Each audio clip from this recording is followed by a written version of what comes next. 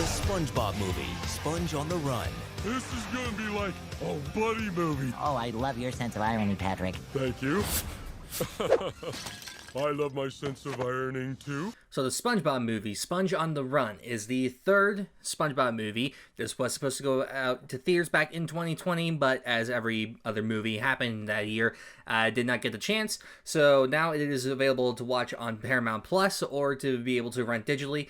So if you have either Paramount Plus or if you want to watch it digitally, then that's how you'll do it. I wish that this came to theaters, but, you know, life, I guess.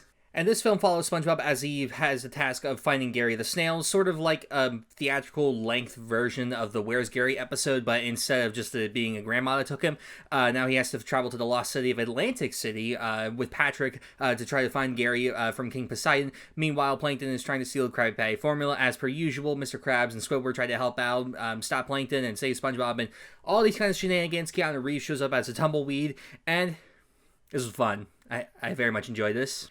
Now, I will say, kind of with both other SpongeBob movies and the show in general, if you're not really a fan of the show, there's going to be elements of this that you probably either won't find funny or that you won't enjoy as much as someone that likes watching the show. When I was a kid, I absolutely adored SpongeBob. It was my favorite show.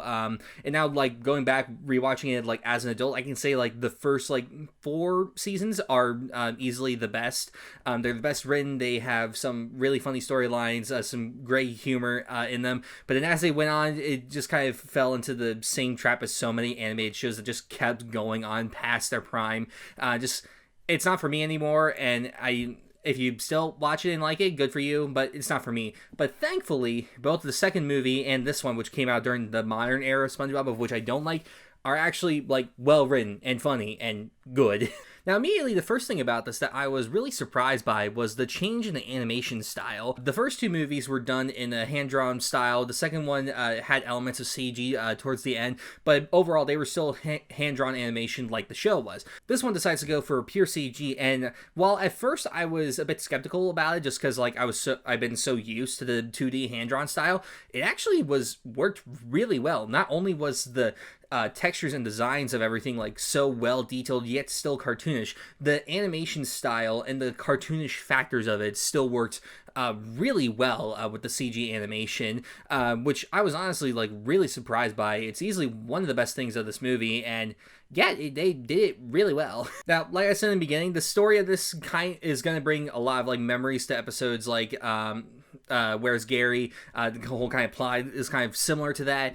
They take elements from the other movies, like having live action sequences. They got that from the second movie. Kind of a road trip element, which they got from the first movie. A sort of King Neptune Poseidon kind of factor, again, which Plankton uses as part of his way to get the Krabby Patty formula. Again, they got that from the first movie. It's kind of all a culmination of things that we've seen in the past, and it's not really trying to one-up them, but more just trying to do something new and different with it.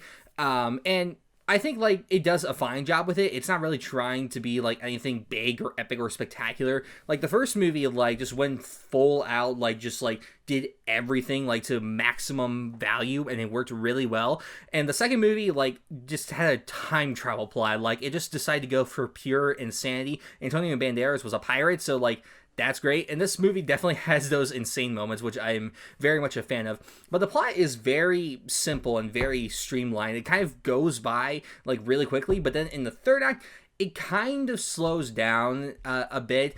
And I'll get to that in a minute. But overall, it's a fun story, and this is obviously made for little kids, so they're gonna have a lot of fun with it. But if you're an adult, by the end, you're gonna be okay, can you pick up the pace just a little bit? Can we do something a bit different?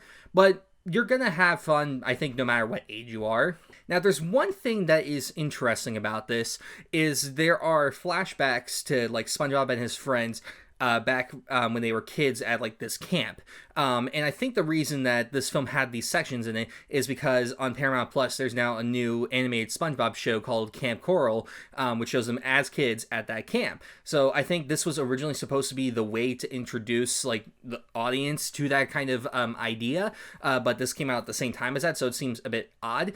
And I don't hate the idea, but just the implementation of it, they could have done better, because there's like 2 scenes in the beginning, and then again, it doesn't show up again until the end in the 3rd act, and that's when it really makes the film like slow down, because like the characters are talking about like SpongeBob and their past with him, and it's just like it's these flashbacks to this camp, but in doing so, it stops the plot like altogether. It's just like, I get it, you have this new show out now and you want people to see it, and like the stuff in these flashbacks like aren't not entertaining, but like you can cut it and you're really not gonna miss anything. You could have done it like way faster. There's different ways that you could have done it, but like during this time I was just like, how much time is left? Oh, that much time is left? It should not be that much time. Like, it's way longer than it should be, and it really should have been way shorter than it was. That's probably the biggest negative that I have from this film, is like when it goes to that moment, and you'll obviously recognize it when it happens in the film, it's gonna slow down for you a lot.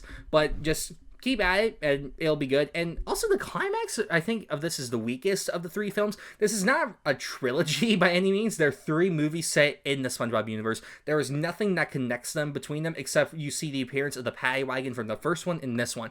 Other than that, like all 3 of these movies, there's like nothing that connects them. So don't try to think that this is a continuation of the first movie or the second movie. It's not. It is its own entity, and it's still fun. I love the celebrity cameos in this. Those were great. Snoop Dogg shows up. He does a rat. That was fun. Danny Trejo is in this dream sequence where he plays like a villain that it's like just made of fire. That was fantastic. Aquafina plays a robot that just keeps saying that everyone's fired. It's great. Tiffany Haddish also makes an appearance, but she doesn't really get anything to do, which is sad because she's really funny.